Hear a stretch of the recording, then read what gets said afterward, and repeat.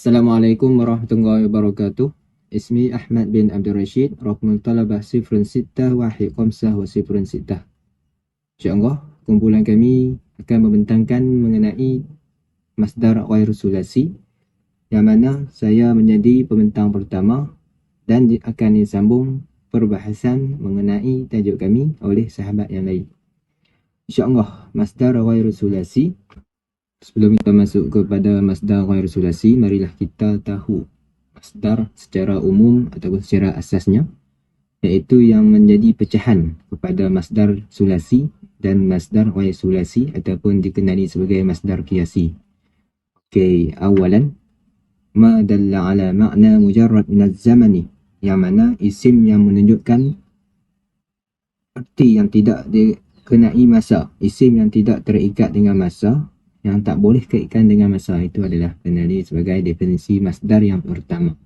Seterusnya, sanian huwa ma kana salisan min at-tasrif fi'luhu, yang mana kata yang merupakan bentuk ketiga daripada tasrif fi'il.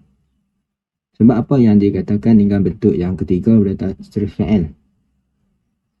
Kita boleh baca tasrif yang ketiga, iaitu misal daraba yadrubu darban. Darban itulah tasrif yang ketiga.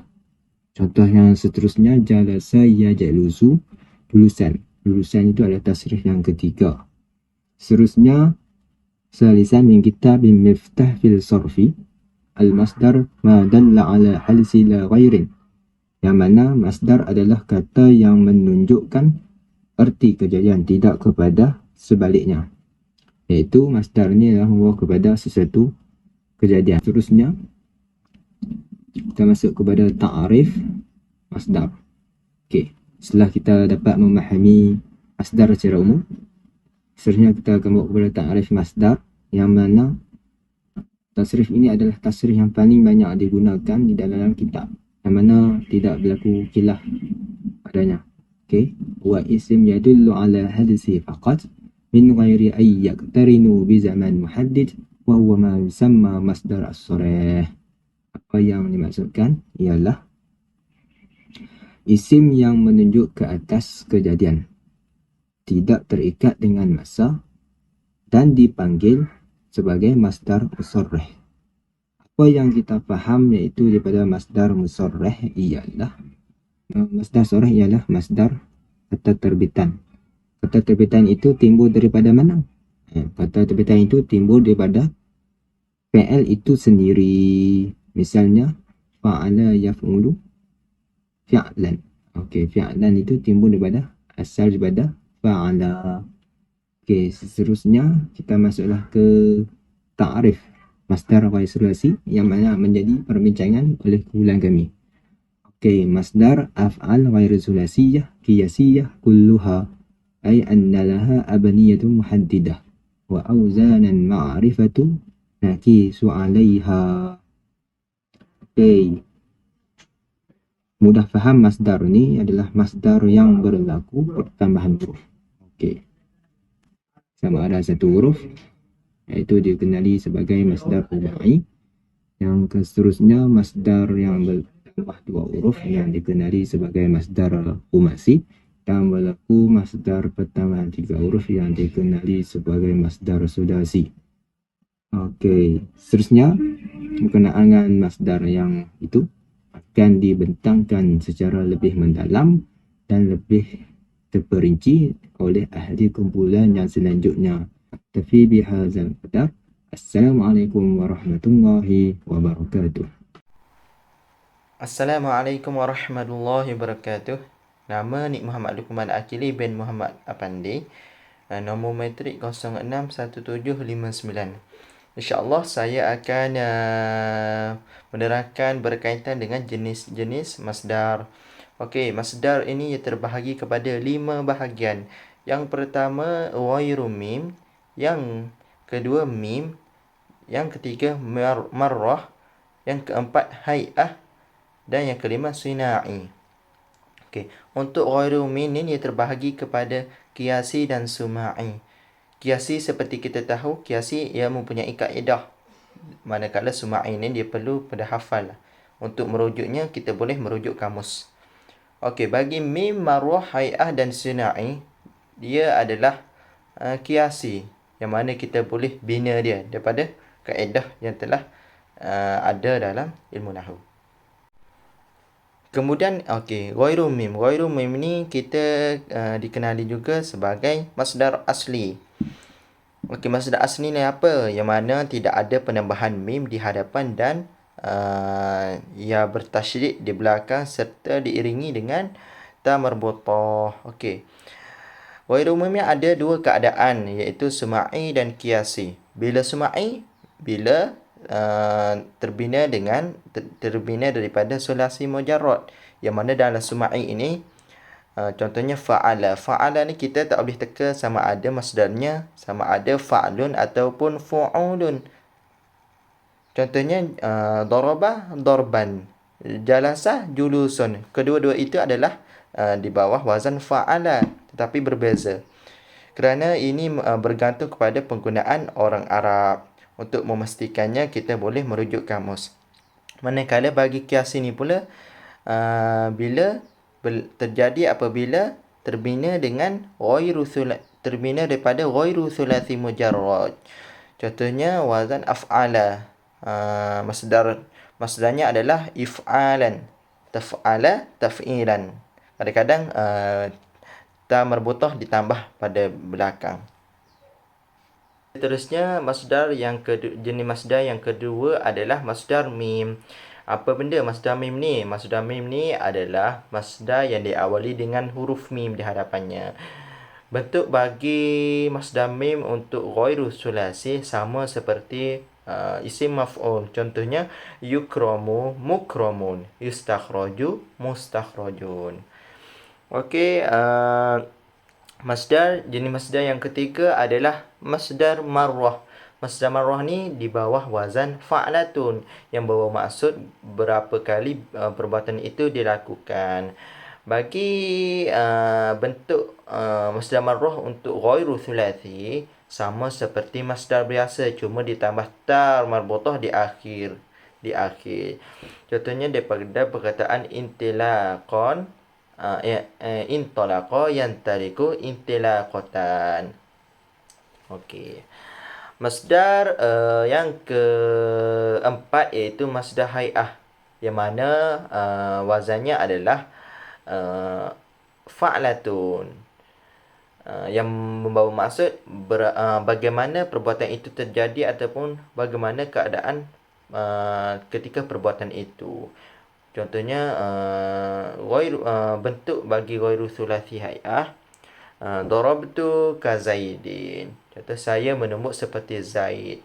Zaid tu membawa maksud ka Zaidin tu seperti Zaid tu membawa maknanya itulah keadaan menumbuk tadi. Okey, yang terakhir adalah masdar sina'i. Masdar sina'i adalah isim mushtaq yang ditambah dengan ya tasydid dan diakhiri dengan ta marbutah. Contohnya kita dapat tengok kat sini perkataan masyriqiyatun yang berasal daripada perkataan masyrikun, yang mana daripada masyrikun manusia apabila ditambah ya tasydid dan ta marbutah di belakang jadi masyriqiyatun yang membawa maksud ketimuran. Okey, sama juga yang kedua itu insaniyatun yang berasal daripada insan, apabila ditambah jadi insaniyatun daripada perkataan manusia jadilah kemanusiaan. Okey, sekian daripada saya. Terima kasih. Bismillahirrahmanirrahim. Ismi Wan Muhammad Syahrul Ikram bin Arifin, nombor metrik 061820. Seterusnya mengenai auzan masdaru ghairu sulasi. أولا الرباعي الفعل إذا على وزن أفعل فمصدر إفعال إذا المعتل العين إفعل. ثاني الفعل على وزن فعل فمصدره تفعيل إذا المعتل الأخير تفعيل. الثالثة الفعل على وزن فاعل فمصدره فعال أو مفاعلة إذا الفعل على وزن فعلل فمصدره فعلل. ثاني الخماسي، إذا كان الفعل مبدوء بألف وصل فكسر ثالثة وزيادة ألف قبل آخر. مثلا احترم، احترام. ثاني إذا كان الفعل مبدوء بتاء زائدة فنفس الحروف مع ضم الحروف قبل الآخر. مثلا تعلم، تعلما. ثالثة إذا كان الفعل مبدوء بتاء زائدة وآخر حرف العلة فنفس حروف الفعل مع كسر الحروف قبل الآخر. مثلا استمع، استماع. ثالث السداسي، إذا كان الفعل على وزن استفعال فمصدره استفعال. إذا المعتل العين استفعل. مثلا استفادة، استشار، استشارة، استعاد، استعادة. Alhamdulillah, syukran ila asdiqai ala syarhum anil masdar ghairu sulasi. Sekarang kita akan sambung pada fungsi masdar ataupun a'malul masdar.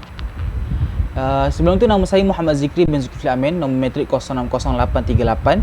Jadi ada beberapa perkara yang kita perlu faham mengenai fungsi masdar dan juga keterbatasan tertentu sehingga masdar itu dapat berfungsi dengan baik tanpa mencacatkan struktur ayat. Okay, yang pertama, awalan ayyakuna naiban munabul fi'li, iaitu masdar harus menempati posisi fi'al. Kalau dapat kita lihat dalam contoh daraban khalidan, lafaz daraban adalah masdar yang menempati posisi fi'al amar dan berfungsi menasabkan lafaz khalidan sebagai objeknya, yang mana kalau kita kembalikan kepada bentuk amar, ia akan jadi idrib khalidan. Okay, yang kedua, ayasihu halwalu an ma'a fi'al atau ma'a fi'al mahalihi. Perkara kedua yang memungkinkan masdar ini berfungsi dengan baik, iaitu fi'il harus memungkinkan posisinya ditempati oleh ma ataupun an masdariyah ditambah dengan fi'ilnya yang biasa kita sebut dengan masdar muawwal. Okay, sebagai contoh, a'jibni darabuka khalidan, yang mana pada asal dia kalimah dia a'jabani an darabta khalidan, tapi ditukar kepada bentuk masdar iaitu a'jibni darabuka khalidan. Yang ketiga, alla yakunu musgharan, iaitu masdar tidak boleh ditasghir ataupun diperkecil. Yang salah dalam contoh yang saya nyatakan adalah a'jabani duraibuka khalidan, pukulan kecilmu terhadap Khalid telah membuatku kagum. Yang mana ada perkataan kecilmu, dan kalau kita nak buat ayat masdar, dia tak boleh ada sifat atau bentuk yang memperkecilkan fi'il tadi. Okay, yang keempat, alla yakunu mahdudan, iaitu tidak boleh terbatas. Okay, maksudnya kat sini kalau kita tengok kat contoh a'jabat sini darbatuka khalidan, yang mana kalau kita tengok maksud dia adalah satu kali pukulanmu terhadap Khalid telah membuatku kagum. So kat sini ada satu bentuk yang kita nampak ada batas, iaitu satu pukulan, ataupun kalau mungkin bukan satu pukulan, kita buat beberapa pukulan pun masih tidak boleh dan akan membuatkan ayat masdar itu tidak dapat berfungsi dengan baik lah. So yang kelima adalah alla yakunal masdar mausufan, iaitu masdar ni tak boleh disifati. Macam yang kita dapat tengok kat contoh a'jabani darbuka asyadidu khalidan. So kat sini tak sah ayat tersebut kerana ada perkataan asyadid, iaitu sangat-sangat kuat. Okey. So perkataan bersangatan ni membuatkan ayat masdar itu tidak boleh diterima. Yang betulnya adalah a'jabani darbuka khalidan asyadid, yang mana kita pisahkan perkataan asyadid tu dengan ma'mul, iaitu isim yang kita nasabkan, maka fungsinya akan jadi baik dan normal. So yang keenam adalah alla yakuna al-masdar mahdhufan. Okey, masdar ni tak boleh dihilangkan, yang mana dia harus dapat dilihat. Kalau kita tengok kat contoh ajabani ... Zaidan, maka masdar tu kita tak boleh buang, kita kena tunjuk, walaupun kita anggap orang lain dah faham dah maksud dia, tapi still bila kita buang maka akan merosakkan struktur ayat tersebut. Yang ketujuh, wala mafsulan min ma'mulihi bi ajnabi. Okey, iaitu fi'il, iaitu masdar, dan ma'mul, iaitu isim yang dinasabkan dalam hal ini maf'ulun bih, dalam ayat tersebut tidak boleh terpisah dengan sesuatu yang lain. Sebagai contoh, terpisah dengan sifat na'at seperti pada syarat kelima yang saya sebutkan sebentar tadi, ataupun terpisah dengan khabar inna seperti contoh yang telah saya nyatakan. Kita teruskan yang ke-8, alla yakunal masdar muakhiran an ma'mulihi. Okey. Posisi masdar tak boleh diakhirkan dari ma'mulnya. Okay, dalam ayat ni adalah maf'ulun bih. Sebagai contoh yang saya nyatakan, struktur ayat yang salah, a'jabani Khalidan darbuka. Nampak, kita mengakhirkan perkataan masdar tersebut, maka ini akan rosakkan ayat masdar yang kita cuba buat bila mana kita mengakhirkan perkataan masdar yang kita letak dalam struktur ayat tersebut. InsyaAllah itu sahaja daripada saya dan kumpulan kami. Semoga bermanfaat. Assalamualaikum warahmatullahi wabarakatuh.